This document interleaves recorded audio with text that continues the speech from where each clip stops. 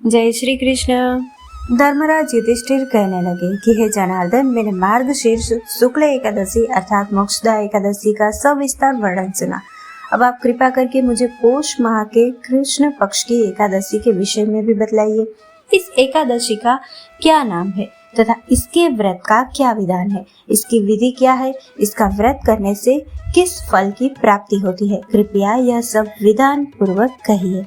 भगवान श्री कृष्ण बोले, पौष माह के कृष्ण पक्ष में आने वाली इस एकादशी को सफला एकादशी कहा जाता है। इस एकादशी के देवता श्री नारायण है। विधि पूर्वक इस व्रत को करना चाहिए। जिस प्रकार नागों में शेषनाग, पक्षियों में गरुड़, सब ग्रहों में चंद्रमा, यज्ञों में अश्वमेघ और देवताओं में भगवान विष्णु श्रेष्ठ है, उसी तरह सब व्रतों में एकादशी का व्रत श्रेष्ठ है। जो मनुष्य सदैव एकादशी का व्रत करते हैं वे मुझे परम प्रिय है। इसका महात्म्य मैं तुमसे कहता हूँ, ध्यान पूर्वक सुनो। भक्त वत्सल भगवान श्री कृष्ण कहने लगे कि धर्मराज, मैं तुम्हारे स्नेह के कारण तुमसे कहता हूँ कि एकादशी व्रत के अतिरिक्त मैं अधिक से अधिक दक्षिणा पाने वाले यज्ञ से भी प्रसन्न नहीं होता हूँ। अतः इसे अत्यंत भक्ति और श्रद्धा से युक्त होकर करें। हे राजन, द्वादशी युक्त पौष कृष्ण एकादशी का महात्म्य तुम एकाग्र चित होकर सुनो। चंपावती नगरी में एक महिष्मान नाम का राजा राज्य करता था। उसके 4 पुत्र थे।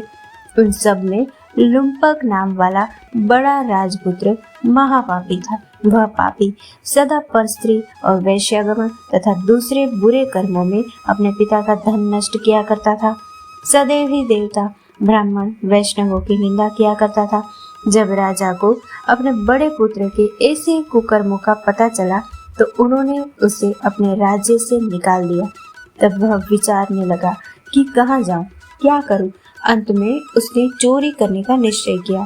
दिन में वह वन में रहता और रात्रि को अपने पिता की नगरी में चोरी करता तथा प्रजा को तंग करने और उन्हें मारने का कुकर्म करता। कुछ समय पश्चात सारी नगरी भयभीत हो गई। वह वन में रहकर पशु आदि को मारकर खाने लगा। नागरिक और राज्य के कर्मचारी उसे पकड़ लेते, किंतु राजा के भय से छोड़ देते। वन में एक अति प्राचीन विशाल पीपल का वृक्ष था। लोग उसकी भगवान के समान पूजा करते थे। उसी वृक्ष के नीचे वह महापापी लुम्पक रहा करता था। इस वन को लोग देवताओं की क्रीड़ा स्थली मानते थे।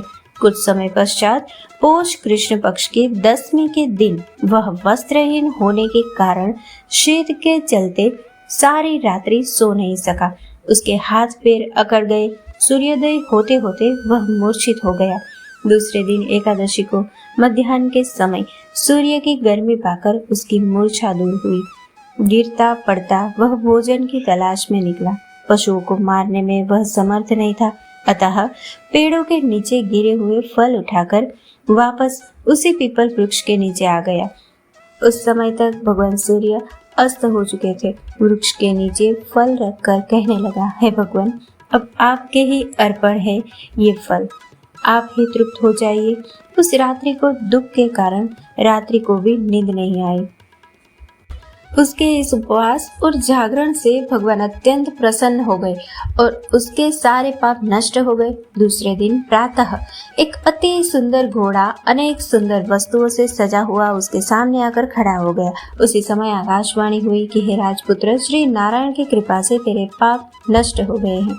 अब तू अपने पिता के पास जाकर राज्य प्राप्त कर। ऐसी वाणी सुनकर वह अत्यंत प्रसन्न हुआ और दिव्य वस्त्र धारण करके भगवान आपकी जय हो कहकर अपने पिता के पास गया। उसके पिता ने प्रसन्न होकर उसे समस्त राज्य का भार सौंप दिया और स्वयं वन के रास्ते चल दिए। अब लुम्पक शास्त्रानुसार राज्य करने लगा। उसके स्त्री, पुत्र आदि सारा कुटुंब भगवान नारायण का परम भक्त हो गया।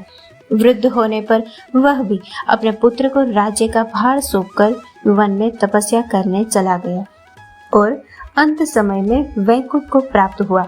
अतः जो मनुष्य इस परम पवित्र सफला एकादशी का व्रत करता है उसे अंत में मुक्ति मिलती है। जो नहीं करते वे पूंछ और सींगों से रहित पशुओं के समान है। इस सफला एकादशी के महात्म्य को पढ़ने से अथवा श्रवण करने से मनुष्य को अश्वमेघ यज्ञ का फल मिलता है। दोस्तों, इस कथा को लाइक, शेयर और हमारे चैनल को सब्सक्राइब करना ना भूलें। जय श्री राम।